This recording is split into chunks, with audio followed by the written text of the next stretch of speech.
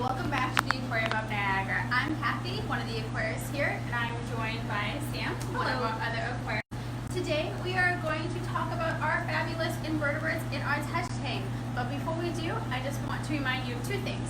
One, tune in on Sunday. We have a special treat for Easter for you guys.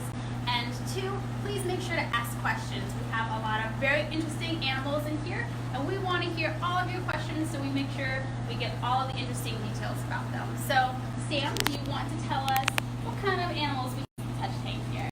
Definitely.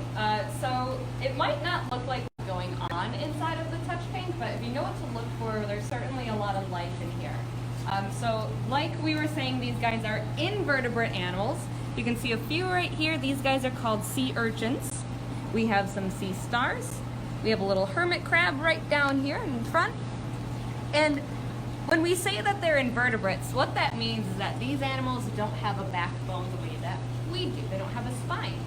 So a lot of the time you might see them wearing shells, or they might armor themselves up with other defense mechanisms, but they don't have that spine like we do, and that's what makes us vertebrate and them invertebrate. So Sam, yeah, I see that you mentioned the animals over there, but there's some shells over here. Is there anything on this side that's living? There is. So right underneath of you, if you want to give them a little lift, we have a sea snail, or what is known as a whelk, that Kathy's holding there. So if you look inside of that shell, you can see the animal. He has this squishy, slimy foot. It's protected by this operculum. I like to call that his little front door. So we do have a few different phylums of animals represented here, and that means that there are a few different groups of animals. So for example, the sea urchin and the sea star, they belong to a group called echinoderm. And echinoderm means that they have really bumpy skin. So you can kind of even see on the sea urchin, they have these spines. It looks like they're really spiky. When we touch them, it kind of feels like we're touching a hairbrush. Same thing with the sea star. They have a really bumpy sandpaper-like skin to them. So that's one characteristic of an echinoderm, bumpy skinned animals. Now while we're looking at them, you can also see these little tiny feet coming off of the sea urchin. These are called tubed feet. They kind of look like little hairs. You can see how he suctioned to me right there. We're going to pull that off real quick, and he's going to retract that foot back in. But that's how this sea urchin is adhering himself into this corner. And that comes in handy, especially for these types of animals that would live along the coasts of oceans. So the Atlantic Ocean coast, where it can get really wavy and really rocky. These guys want to hang on so that they don't get swept away in the swell. Their cousins, the sea stars, have the same exact tubed feet, just on their underside. So you can see all of them wiggling around there. And they're going to suction onto a surface just the same so that they don't get swept away. So the two echinoderms, or bumpy skinned animals that we have in here. We also have that whelk that Kathy was holding a little bit earlier. Now he is a part of the mollusk family, and that means that they're just really squishy and slimy. Other mollusks that you might know of include clams, slugs, even octopus, but snails are a very popular mollusk. And he's going to be hiding in that shell. We probably won't see him come out today, and that's totally fine. Now, a thing a lot of people think about snails is that they crawl around almost looking like a slug until they find a shell to put on their body. That's not the case. This snail actually made this shell, and you can actually see how tiny he used to be when he was a baby just by looking at the very center of that spiral. So right here between my two fingernails, that's how small that snail was when he was just a baby. And then you can see how he's gotten bigger and bigger and bigger over the years, almost like the rings on a tree.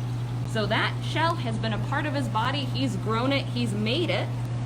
And when he's all done with it, he's gonna leave behind an empty shell that other animals might crawl into and make homes out of. So we have a hermit crab right here. That guy's a long claw hermit crab. He's not in the same family as a snail. He's not a mollusk, even though he is wearing a shell.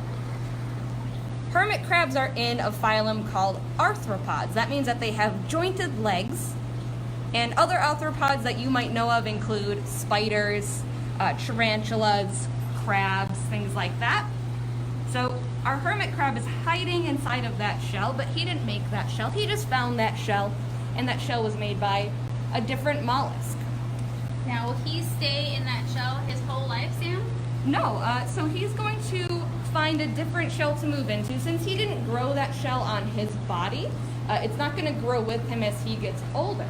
So we do have to have these empty shells inside of our touch tank for the hermit crabs to make homes out of when it's time for them to move shells. And that's something that they'll do naturally. It's a natural behavior. We want to encourage it. So we have a whole bunch of real estate here for them to grab up if it's ever needed. Now, before we move on, do we have any questions? We don't have any questions right now. This is your opportunity to please ask some questions. So, Definitely. All right, we'll move on. So, Sam, we talked a lot about these kind of crazy-looking animals, these invertebrates. Yeah. But one thing that I don't really see on them is a mouth. So, The mouth, how yeah. do they eat? So it will depend on the type of invertebrate you're curious about. So invertebrate animals are really different than you and I. They don't really have a nice, neat pattern to them. They're sort of a big box of chocolates. You never know what you're going to get. So each invertebrate is very, very different. So for example, if we look at the sea star, this is the top of the sea star. We were discussing his kind of bumpy, sandpapery skin. That's the top of him. Right in the center, that's where we can find his mouth. Now, in his mouth, he doesn't have any teeth like we do, but the thing about sea stars is that they like to eat mollusks, animals that live inside of shells, particularly clams. So Kathy has a clam shell right there, and normally if there were anything inside of this clam shell that Kathy's holding right here, those shells would be shut tight completely. So if you want to close them up, if they will, there might be jammed with some gravel in there, that's okay. But typically if there were a live animal in here, those shells would be shut, and the sea star would want to eat that clam. So since it doesn't have any teeth, it needs to figure out a way to get inside of these shells. So what it does, so if we pretend my hand's a sea star, what it does is it wraps itself around that clam, and what it's going to do, it's either going to squeeze really tight or it's going to try and pull open, whichever method it wants to use. But eventually it's going to get to the point where these shells are separated a little bit, and that delicious animal would be in there, and the sea star needs to figure out how to get inside of that shell. So what's going to happen is that the sea star would take his mouth, we'll look at it again, he'll take that mouth, he'll open it up real wide, and he'll actually spit his stomach out and push it inside of that little opening that he created in between those two clam shells.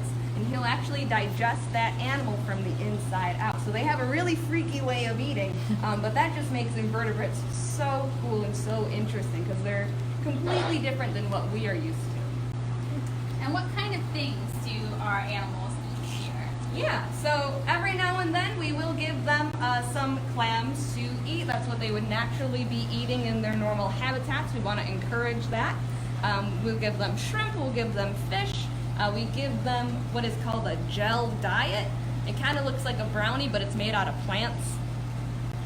And every now and then we will take different enrichment devices, kind of these toys. You might have been seeing a few of them if you've been following along on our Facebook Live posts, but we actually enrich our touch tank animals the same way we enrich a seal, a sea lion, a penguin.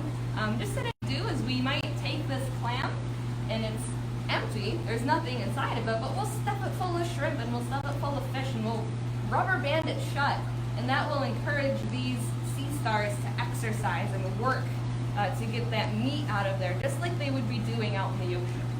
So that's something that we certainly want to encourage for the animals here. I did actually have one question pop up. Walker wants to know how big that snail will eventually get. So once they get older, the growing does slow down quite a bit. So these guys are what are known as channeled whelks. And channeled whelks don't get much larger than that guy that we have here.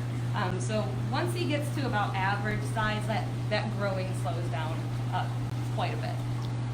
There are some whelks, though, that exist that can be up to this big. Oh. And they can get really large. So there's definitely a huge variety. Yeah, depends on what type of whelk you're talking about. And one other thing that I want to note that's actually pretty cool is, Sam held up all of these different shells, but you'll notice that this shell, and then we had a pretty colorful one somewhere else. Oh, that one right there in the corner. So you have different shells, and you notice that each shell looks very, very different.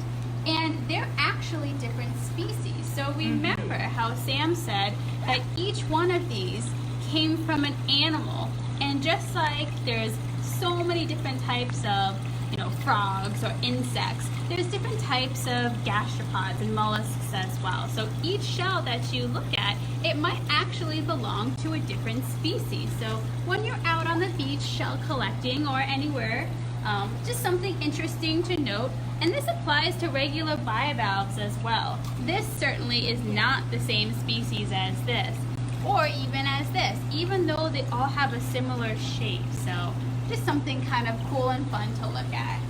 Cool. All right, I have a couple more questions that came in.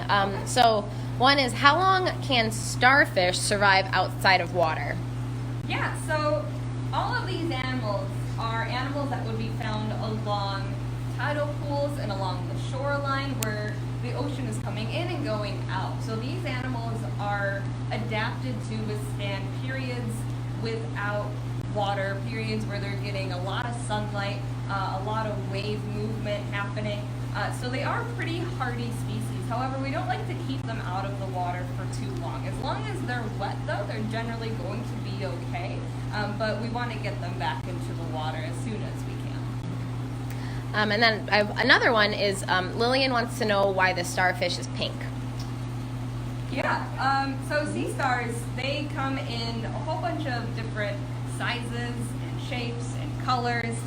This particular sea star that we're looking at is called a Forbes sea star. So like Kathy was mentioning, with all of the different shells and all of the different snails out there, there's a whole bunch of different kinds of invertebrates. There are so many different sea stars, so many different urchins, so many different snails. So just like you have a whole bunch of different kinds of dogs, there's a whole bunch of different kinds of these animals out there as well. So sea stars generally can be pink, purple, red. We've seen blue sea stars, peach-colored sea stars. For the most part, Forbes sea stars typically range anywhere from a light pink to a really deep red or purple. So anywhere in that color range. That's a great question. Sam, is there anything else fun that you think we can share with our audience here? Yeah, a lot of people are unaware that sea stars have eyes. Well, not eyes like ours, but invertebrate eyes, what we call little eye spots. A lot of people, when they look at the sea stars, they kind of get confused because they're like, well, he doesn't really have a face. And they don't really know where to look. But our sea star, like we learned, has the mouth on the bottom. And on the ends of each one of these arms, he has a little eye. Now his eyes are too small for you to see or the camera to see. They're super teeny tiny. And since they're so small, he can't really see that much either with these eyes. He can really only sense when it's daytime, nighttime. He knows when it's light or dark. But he does have an eye for each and every arm. So since this sea star has 5 arms, that means that he has 5 eyes. But there are some sea stars that have more than 5 arms. Some sea stars can have 10 arms or 20 arms, and that means that they have 10 eyes or 20 eyes. But yeah, they are quite different than our own eyes, which I think is a pretty fun fact. Do you have a fun fact? Well, if we're talking about eyes, clams actually, and I know we don't have an actual clam here, but they also have eyes. If you can so this is some good homework actually. If you go on YouTube and look up some clam eyes, then you will see there's a bunch of things that come out, and it looks like so many, like dozens and dozens of eyes, like peeking out. So it's very colorful and it's very interesting. So also something that not a lot of people know about these animals, about our invertebrate friends. So as you can see, even though they're all invertebrates, they're very, very different. very different. So we have our people, we have our fish, we have our seals and sea lions. So they're all very different even though they have a backbone. So feel free to, at home, definitely go through, see what other invertebrates you can find. Maybe in your backyard. Probably have a few there. Definitely go online to our website and check out our home activities that we have that can go right along with this. And we look forward to seeing you tomorrow and seeing what fun we can get into then. So thank you very much for joining us. Yeah, thanks guys for learning a little bit more about these super cool animals. Like Kathy said at the beginning, we have something very fun planned for Easter Sunday, so tune in then. But every day we're going to be here at 2